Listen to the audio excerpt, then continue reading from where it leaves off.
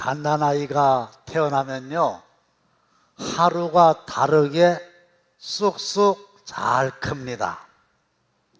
부득불 오늘도 제 손녀 얘기를 좀 하려고 그러는데요, 태어날 때는 3.3kg이었어요. 근데 돌이 조금 지냈는데 제가 어제 확인해 봤어요. 몇 킬로나 되냐 그랬더니 10kg가 됐다는 거예요. 그리고요, 이빨도 한 10개 정도 났고 밥도 잘 먹고 혼자 걷기도 하고, 태어날 때는 말을 못했었는데 지금은 어느 정도 말을 하느냐 하면은 주여 주여 그러는데 이거는 통성기도 하는 거 흉내내는 거예요. 보세요. 이렇게 생명 있는 것들은 시간이 지나면 자랍니다.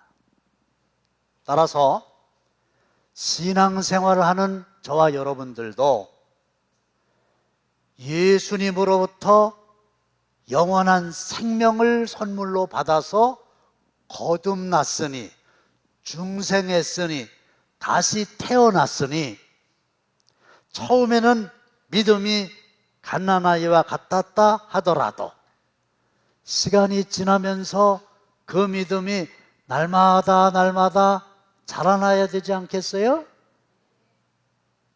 만일에 신앙생활을 한 지 5년이 넘었어요, 10년이 넘었어요, 30년이 넘었는데도 자라지를 않고 그냥 그대로 있다고 하면 하나님이 보시기에 그 마음이 어떨까요? 실감이 안 나시면 여러분들이 아들이나 딸을 낳았는데 요 녀석이 1년이 지나도 10년이 지나도 처음에 태어날 때처럼 그냥 그대로 그래고 있으면 얼마나 마음이 어려우시겠어요. 사람을 두고 이런 표현하는 것은 적절치 않지만 어떤 의미에서는 징그럽지 뭘. 20년 됐는데 갓난아기처럼 응애 응애 이러고 있어봐요. 똥 싸고. 따라서 저와 여러분들의 영적인 수준이, 믿음이 날마다 쑥쑥 자라게 되시기를 주님의 이름으로 축원합니다. 그러면 영적으로 성장했다, 어떤 사람을 가리키는 말일까요? 예배 잘 드리는 사람, 11조 정확하게 하는 사람, 봉사와 기도를 많이 하는 사람, 성경에 대하여 지식이 충만한 사람? 맞아요. 지금 말씀드린 이런 것들을 다 포함을 하지만 그것만은 아니거든요. 한마디로 영적으로 성장했다, 믿음이 많이 자랐다, 이런 사람은 하나님의 은혜를 깊이 깨달아서 아는 사람들이에요. 따라서 오늘 맥주 감사절인데 하나님의 은혜를 더 많이 깨닫고 경험하고 고백하는, 영적으로 성장하는 귀한 계기가 되시기를 주님의 이름으로 축원합니다. 그러면 은혜가 뭘까요? 로마서 4장 4절로 5절입니다. 시작. 일하는 자에게는 그 삭시 은혜로 여겨지지 아니하고 보수로 여겨지거니와 일을 아니할지라도 경건하지 아니한 자를 의롭다 하시는 이를 믿는 자에게는 그의 믿음을 의로 여기시나니. 자, 저를 보세요.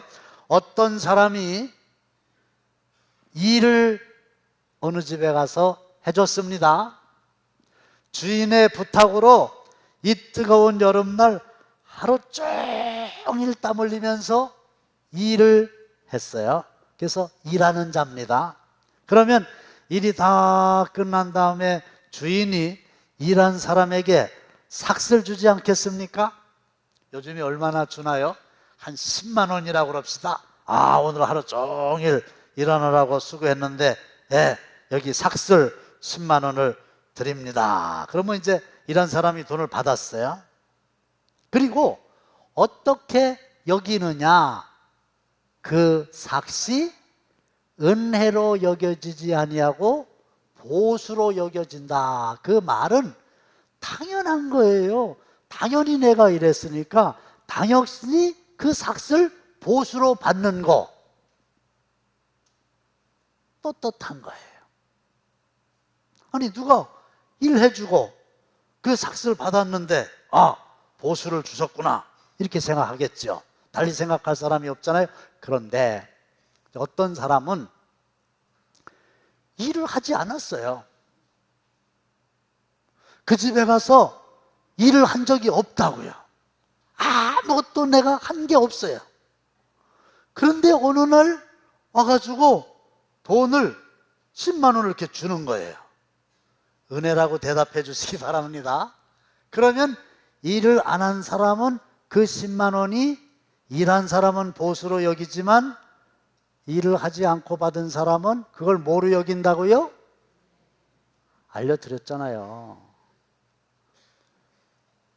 그 삭시 은혜로 여겨지지 아니하고 보수로 여겨지지만 일을 아니하고도 받은 사람은 보수로 여겨지지 않고 은혜로 여겨지는 거예요. 그렇잖아요.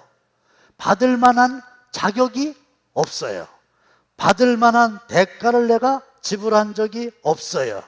무슨 조건을 충족한 일이 없어요. 근데 아무런 이유도 없이 일방적으로 그냥 나에게 좋은 것을 선물로 줬다. 그것을 은혜를 받았다, 은혜를 입었다 이렇게 말을 하는 거예요. 따라서 보수의 반대 개념이 은혜고 은혜의 반대 개념이 보수입니다. 미장원에서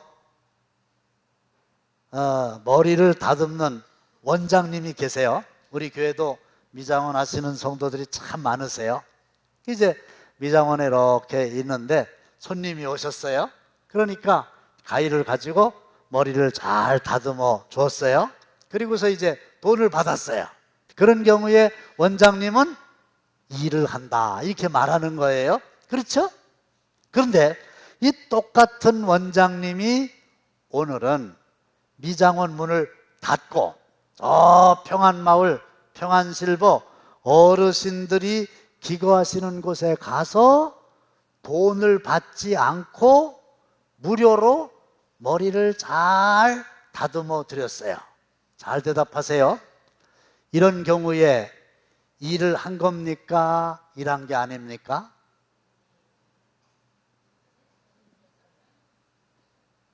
힌트, 돈을 안 받았어. 미장원에서는 머리를 다듬고 돈을 받았어. 그 일이요. 근데 양로원에 가서 돈을 안 받고 머리를 다듬어 줬어요. 일이에요, 아니에요? 그거는 일이라고 말하지 않는 거예요. 똑같이 노력을 했고 내용이 똑같아도 그건 일이 아니에요. 왜? 돈을 안 받았으니까 그건 일한 게 아니고 뭐 했다고 그래요?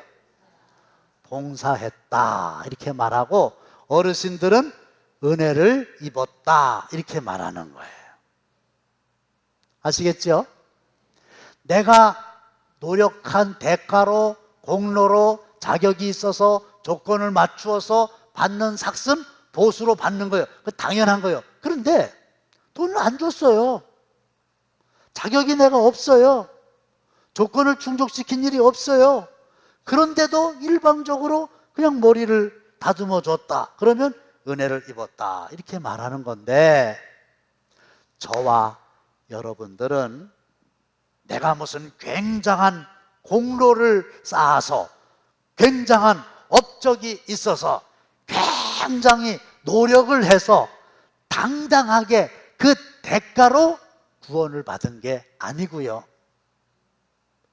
자격 없지만 한 일 없지만 공로 없지만 그럼에도 불구하고 사랑이 많으신 하나님께서 일방적으로 나를 먼저 사랑하셔서 죄와 사망에서 나를 건져주시고 하나님의 자녀 삼아주시고 새 생명을 주시고 하늘나라 백성 삼아주셨으니 그것을 우리는 하나님으로부터 은혜를 입었다, 이렇게 고백하는 거고요. 그 은혜가 감사합니다. 이렇게 사는 사람이 믿음이 성숙한 사람이다, 이렇게 말씀드릴 수 있겠어요. 근데 삭슬 바라고 일하는 사람은요, 거래예요. 내가 이만큼 일하니까 돈 이만큼 주시오.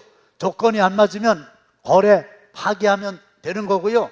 많이 주면요, 자기가 유능해서 돈 많이 받은 줄 알고 내가 1년에 연봉이 억대야, 이렇게 자랑하게 되고요.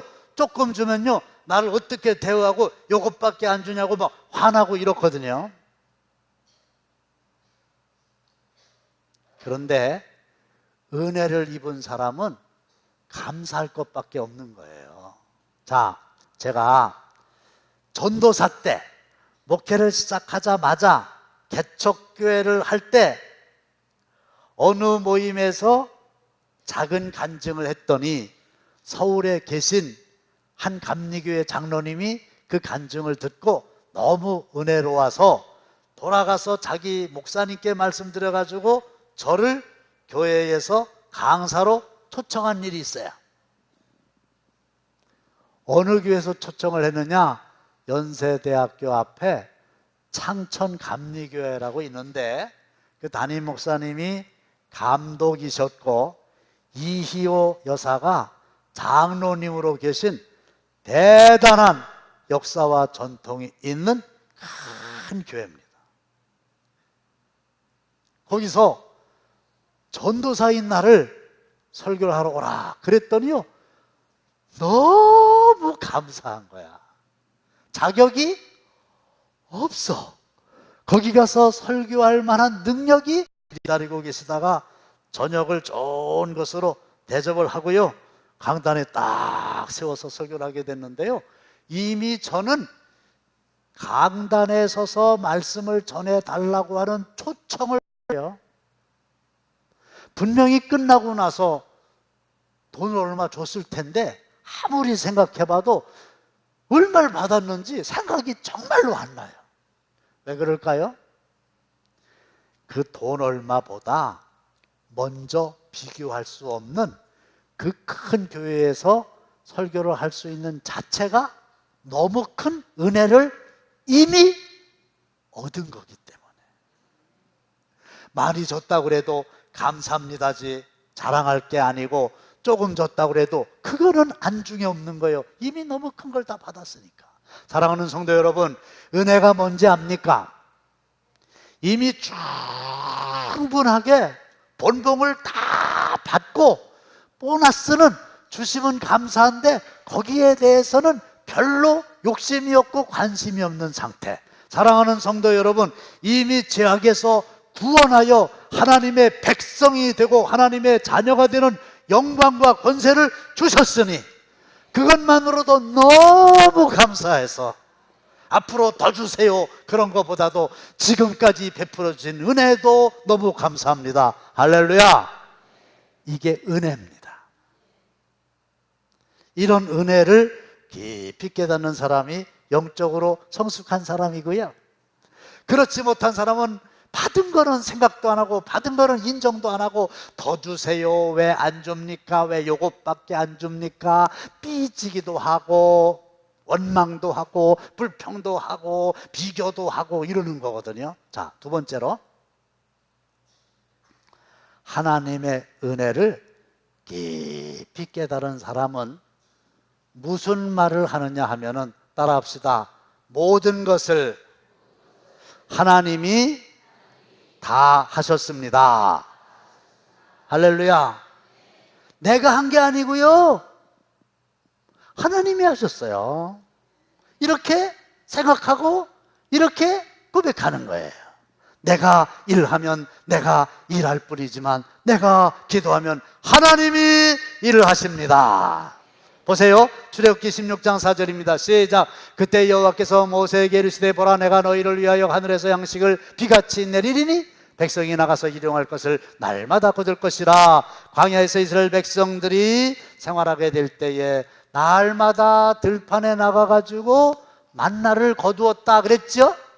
1번, 내가 날마다 들판에 나가서 먹을 양식 만나를 거뒀다, 이렇게 생각하고 이렇게 말하는 거예요. 2번, 하나님께서 날마다 하늘문을 여시고 우리를 위하여 만나를 내려주셨다. 은혜가 충만한 사람은, 믿음이 성숙한 사람은 뭐라고 고백할까요? 2번이에요. 내가 뼈 빠지게 고생하고 내가 열심히 노력해서 일용할 양식을 거뒀습니다가 아니고, 하나님께서 우리를 위하여 하늘문을 여시고 날마다 일용할 양식 만나를 내려주셨나이다. 하나님이 주셨나이다. 할렐루야. 이게 맞는 거거든요. 하나님이 하신 거죠. 하나님이 만나를 내려주시지 않는다면 아무리 내가 들판에 나가서 만나를 구한들 만나를 구할 수가 있겠습니까? 그게 누가 한 거예요? 하나님이 하신 거란 말이에요. 근데 믿음이 없는 사람은, 믿음이 적은 사람은 뭔가를 이뤄놓고서 그걸 자기가 했다고, 자기의 공로라고, 자기의 대가라고, 그러니까 자랑을 하든지 불평을 하든지 그러는 거예요. 근데 믿음이 있는 사람은, 은혜를 깨달은 사람은 아니라고, 그건 하나님이 하신 거라고.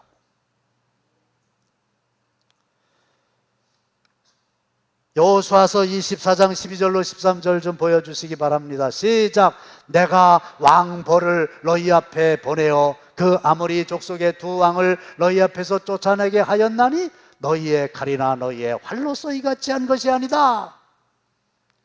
여호수아가 약속의 땅 가나안을 정복하지 않았습니까? 가나안을 정복한다고 하는 얘기는 이미 가나안에 살고 있는 족속들과 싸워서 그들을 쫓아내야만 가능한 거예요. 그래서 여호수아가 때로는 칼을 가지고 때로는 활을 가지고 그 가나안에 살고 있는 7 족속들과 싸운 게 사실이에요.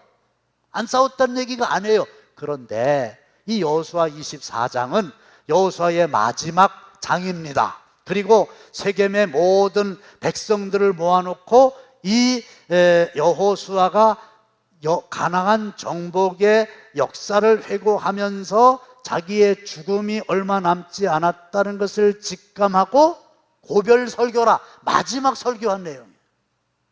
그런데 그때 이스라엘 백성들에게 어떻게 간증을 했느냐? 우리가 지금 가나안 땅을 이렇게 정복하지 않았느냐? 그런데 우리가 가나안 땅을 정복한 것은 하나님께서 왕벌을 우리보다 앞서서 보내주셔서 그 왕벌이 족속들을 다 쫓아낸 거야. 우리의 칼로 우리의 활로 한 게 아니고 누가 했어? 하나님이 하신 거야. 그러니까 우리는 그 하나님의 은혜를 결코 잊으면 안 돼. 이게 고별설교의 핵심입니다. 사랑하는 성도 여러분, 뭔가를 이뤘을 때 내 힘으로 내가 이렇게 하는 건 아직 하나님의 은혜를 깨닫지 못한 사람의 얘기고, 엄청나게 많은 일을 했다 하더라도 내가 한 것이 아니고 누가 하셨습니다? 하나님이 하셨습니다. 하나님이 하셨습니다. 할렐루야. 이게 은혜를 깨달은 사람의 고백이에요. 예수전도단이라고 있어요. 전 세계적인 선교단체인데 특징이 간사들이 말도 못하게 많은데 월급을 한 푼도 안 줍니다. 그러니까 그 부모님들은 아들, 딸들이 YM 예수전도단의 간사다 그러면 걱정이 태산해요. 근데 여차여차해서 제 대전에 있을 때 사무실 바로 옆에 그들에게 사무실을 이제 무료로 주어서 함께 이렇게 몇 년 동안 있었는데요. 나는 아주 그 예수 전도단 간사들에 대해서 적어도 2가지가 초기에 불만이었어요. 첫째로, 출근을 10시에 해요. 세상에 10시에 출근하는 사람들이 어디 있습니까? 우리는 막 새벽에 나가서 기도하고 아침밥 먹고 또 8시 50분까지 가가지고 이미 1시간 이상이나 근무를 했는데 10시쯤 돼가지고 옵니다. 그러면 늦게 왔으면 그때부터라도 팔 걷어붙이고 막 열심히 일해야 될 거 아니에요? 근데요, 일을 안 해. 그럼 뭐하냐? 기타 치면서 찬송하고 기도하고 성경 보고 웃고 뭐 떠들고, 내가 볼 때는 그런 것만 하는 거예요. 언제까지 하냐? 점심 먹기 전까지 그러는 거예요. 내가 혼자 속으로 이렇게 생각했어요. 저것들 월급을 아무 데서도 주지 않으니까 저렇지, 한 달에 얼마씩 받으면 저렇게 하겠나. 월급을 안 받는다고 저렇게 놀기만 하는구나, 이렇게 생각했어요. 그 다음에 두 번째로는 요것들이 이제 얼마 안 가서 망하겠지, 이렇게 생각했어요. 근데요, 1년이 지나고 2년이 지나고 3년이 지나고 이러는데 그 YM의 사역이 점점 더 왕성해지고 간사들의 숫자가 더 많이 늘어나고 더 잘 돼. 왜 그럴까요? 내가 보니까 이 사람들은요, 철저하게 하나님이 일하시는 걸 믿는 사람들이에요. 그래서 무슨 일을 하더라도 지들 맘대로 하는 게 아니고 뭐 그냥 시간이 걸리더라도 하나님께 여쭤보고 하나님께서 말씀하시면 그대로 하고, 하나님이 위대한 일을 많이 하시니까 하나님께 감사하고 하나님을 공경하고 하나님을 경외하고 하나님을 예배하고 이런 일들을 더 많이 하고. 아하, 그렇구나. 우리도 마찬가지예요. 믿음이 없고 은혜가 떨어진 사람이 열심히 일하는 거라네요. 무슨 말이냐? 바리새인들을 보라 이거야. 바리새인들은요, 얼마나 열심인가 몰라요. 그래서 하나님 앞에 기도할 때도 하나님 감사합니다. 뭐가 감사하냐 그랬더니요, 하루에 뭐죠? 3번씩 정해진 시간에 기도하고 일주일에 2번씩 금식 기도하고 나에게 주신 11조 정확하고 확실하게 싹 하고, 내가 얼마나 열심히 일하냐 이거요. 그래가지고 저 쇠리들 같지 않은 거 감사합니다. 저 장기들 같이 지저분하게 살지 않고 이렇게 하나님 앞에서 깨끗하게 살 수 있게 해주셔서 감사합니다. 이래가지고 막 하늘을 우러러보면서 사람들이 많이 다니는 길거리에 서가지고 자랑스럽게 이러거든요. 열심히 했어요. 근데 하나님이 뭐라 그랬었어요? 우리 주님이 뭐라 그랬어요? 이 독사의 자식들아, 이 사람들은요, 은혜를 기대하지도 않고 은혜를 알지도 못하고 은혜를 고백한 적이 없어요. 전부 다 자기네가 열심히 노력을 해가지고 자기네가 구원을 이루고 자기 자랑하느라고 바쁘지, 뭐 예수님이 나에게 이런 은혜를 베풀어 주셔서 감사합니다, 이런 게 없었거든요. 사랑하는 성도 여러분, 은혜라고 하는 건 뭐예요? 은혜의 삶은 뭡니까? 하나님이 하셨습니다. 하나님이 영광을 받으셔야 됩니다. 할렐루야! 이게 은혜예요. 이제 마지막으로 시간이 좀 많이 갔는데 따라합시다. 하나님이 주셨습니다. 할렐루야. 봅시다. 성경 구절 보여주세요. 고린도전서 시작. 그러나 내가 나된 것은 하나님의 은혜로 된 것입니다. 그 앞에 거 좀 보여주세요. 받지 않은 게 뭐가 있느냐? 시작. 내게 있는 것 중에 받지 아니한 것이 무엇이냐? 네가 받았은즉 어찌하여 받지 아니한 것 같이 자랑하는. 사실은 내가 내 것이라고 부르기를 즐겨하는 모든 것들을 다 하나님이 주신 거거든요. 맞지요? 아들 하나님이 주셨어요. 딸도, 배우자도, 재능도, 믿음도, 재물도 다 하나님이 주셨어. 내가 내 것이라고 부르기를 즐겨하는 모든 것들이 다 하나님으로부터 받은 거예요. 근데 왜 어찌해서 받지 아니한 것 같이 자랑을 하냐 말이에요.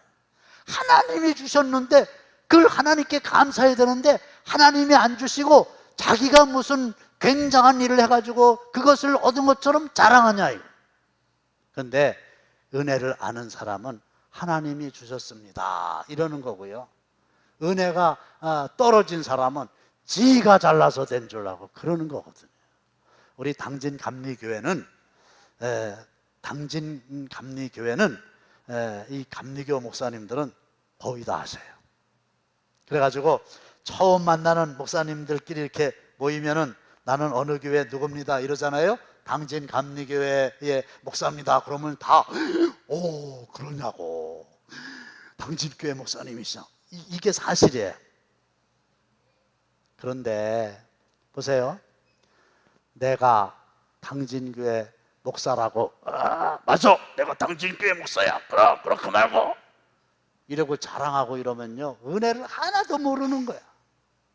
내가 어느 날 정신 차리고 보니까 내가 당진교회 목사가 된 게 무슨 행정고시 외무고시 봐가지고 전국에서 1등 해가지고 한 게 아니잖아.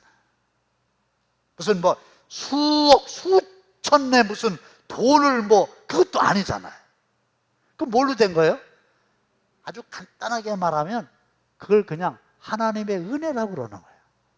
기라성 같은 전국에 아주 훌륭한 목사님들이 많이 있음에도 불구하고 내가 와서 이렇게 있는 거는 한마디로 얘기한다면 그건 하나님의 은혜다 이것밖에 없어. 그래서 하나님의 은혜를 가장 잘 설명할 수 있는 좋은 소재가 제가 당진교회 목사라는 사실이에요. 그것만 생각하면 하나님의 은혜가 그거구나 이거거든요. 오늘 말씀을 맺습니다.